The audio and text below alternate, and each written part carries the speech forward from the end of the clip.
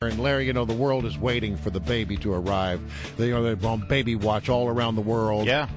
Yeah, that would be the Duchess of Cambridge, Kate Middleton. It's a huge story. No, that's not the one Everyone's I'm talking about. There's another baby. No, that's not it. Yeah, we're talking about Mary Katharine Ham's baby. Oh, and the other royal baby. That's right. And as it turns out, my former broadcasting partner, Fox News Channel contributor and editor for HotAir.com, is on the line right now. So before we get into the news of the day, Mary Katharine, give us a little update, would you?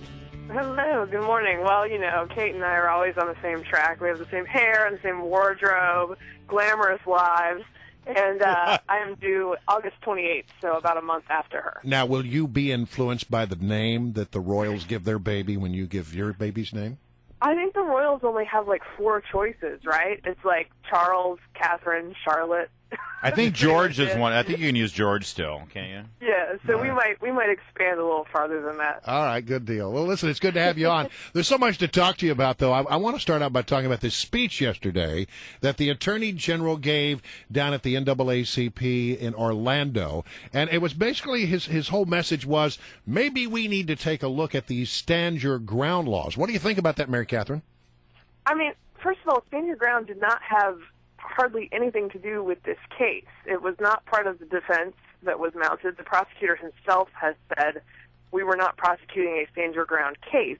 So it's one of these situations where a bunch of liberals have decided they don't like a law that allows people to defend themselves, and so they decide that they're going to tack it onto this big news story.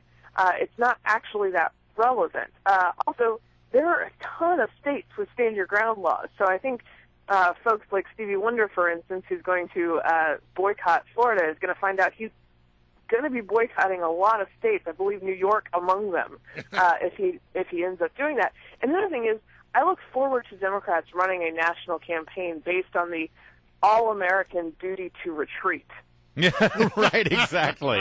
Exactly. I just don't think that sells super well, regardless of the facts of this case. And of course, it's nothing to be excited or exhilarated about. It's it's just a sad situation the way everything turned out, and that a young kid is dead. But the idea that there's a duty to retreat, I'm just not sure that electorally that sells real well. Mary Katharine Ham, the duty to retreat, that's always a good selling point with the French-American voters. So that might be the way they're going to swing some of those states. But on a bigger picture, the Zimmerman topic, I know the smart people in politics are supposed to care about immigration and care about Egypt and care about, but this Zimmerman thing really has sort of opened up a conversation, in some cases a confrontation around the country. And I wonder if you think that this actually is an opportunity for conservatives to actually sort of take back the cultural message about race in America, because honestly, the way many conservatives see it, it wasn't about race, and the story continues not to be about race. And when the Al Sharptons of the world make it about race, they're the ones who end up looking bad. Yeah, I mean, I think it's a really, really tricky conversation to have. And don't make any mistake, when Eric Holder wants us to have a brave and honest conversation about race, he doesn't want you involved. Yeah, it's a one-sided conversation. Yeah, right. So I just think whenever somebody says we should have a national conversation, particularly about race, that person is least likely to want to actually talk about things honestly. So I think it's very tricky, and you have to do it with with care and with love in your heart, because there are real grievances at play here. I think there are things in the justice system that are problematic. I don't think this, for the black community specifically, I don't think this case is emblematic of those things. So we're not actually addressing the problems at play. So I think that there are things, for instance, Rand Paul has addressed mandatory minimum sentences before and actually is on the same page with the black community about that kind of thing. You mean with regard to drug laws? Right. So I think there are ways that certain libertarians or Republicans can address things that are important to the black community in the justice system without being part of this case, because none of that is reflected in this case. All right, I want to move on to health care. There's going to be a big vote in the House of Representatives to sort of, do for the individual mandate what was done by the Obama administration, at least for temporarily, to the employer mandate. Your thoughts? Well, I mean, I think you're going to hear from a bunch of Democrats how it's such a waste of time to address anything like this in the House, because apparently the Obama administration and Democrats have found it a waste of time to work on making this giant law work at all. Like they've spent 3 years sort of. Are you among those who believe that this thing is going to collapse under its own weight? We heard somebody come on the air yesterday and say, it's just a matter of time. They're going to have to walk away from this thing. It's just an unmitigated disaster. Well, I've been sort of following the implementation process since right after the election, and I started reporting on it and saying, wow, this is a really heavy lift. And I started writing about it a little bit, and it, lo and behold, 6 months later, the administration said, this was a really heavy lift. We're not sure we can get this done.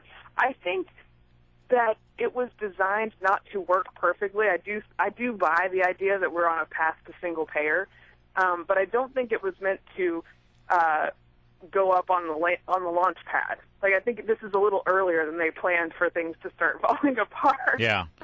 Hey, and part of it is just a symptom of in Congress trying to do something extremely complicated, and they don't know how to do it.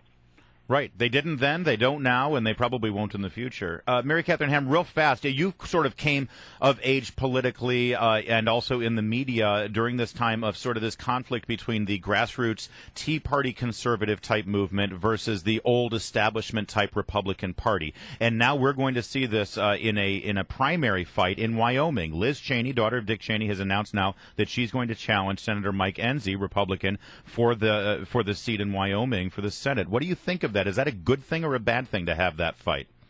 I mean, it's interesting because there's going to be a lot of resources, a lot of time, a lot of bandwidth and media spent there as they try to woo Wyoming's 572 voters. But I do think, and I love Wyoming. Wait a minute, is it 572 now? They've actually had an increase in population. But I do think, I like Liz Cheney, and I don't have a huge problem with Enzi, although he backed the internet sales tax, so I'm not real keen on that. But look, you're not entitled to a Senate seat. Enzi's not entitled to a seat. She's more than welcome to challenge him. I do think maybe the media attention could be more useful elsewhere, but who knows? Maybe the successful Republican candidates will go under the radar without being picked on by the media because they're all in Wyoming. Hey, there you go. I'm happy to go and check out all the campaign trail news that happens to be on hiking trails and at restaurants where they serve elk. So. All right, listen, Mary Katharine Ham, thank you so much. And also, by the way, it's great to have you. Here it comes. And I really appreciate that 8-page email of advice you gave me when I got this gig to sort of find my way through mornings with Brian Wilson. Do I get to see that email? I hadn't heard about this until now. It's very detailed, but I was glad. I was thinking about it this morning when I turned over at 8 a.m. and said, "Oh, time to get up." You are so mean to rub that in our face. That's just mean. We could continue this, but you know better than anyone, Mary Katharine Ham, that it's 8:45, which means it's time for WMAL traffic and weather every 10 minutes first on the fives. Thanks, Mary Katharine.